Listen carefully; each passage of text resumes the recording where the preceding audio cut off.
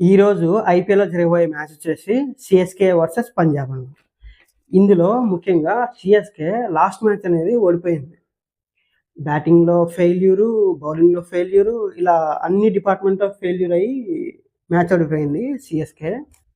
కానీ సీఎస్‌కే ఎప్పుడైనా కమ్‌బ్యాక్ ఇవ్వచ్చు. ఎందుకంటే సంజు శాంసన్ ఉన్నాడు, దూబే ఉన్నాడు, కెప్టెన్ రుతురాజ్ గైక్వాడ్ ఉన్నాడు. వీళ్ళ ముగ్గురిలో సంజు శాంసన్ ఒక్కడు ఫామ్‌లోకి వచ్చాడంటే అయిపాయే. మ్యాచ్ మొత్తం సీఎస్‌కే వైపు ఇట్లా టర్న్ అయిపోతది. బౌలింగ్ డిపార్ట్‌మెంట్‌లో కాంబోజ్ మాత్రమే కొంచెం బెటర్‌గా అనిపించాడు లాస్ట్ మ్యాచ్‌తో పోలిస్తే. మిగతా బౌలర్స్ ఎవరు అంతగా పెర్ఫార్మ్ చేయలేదు.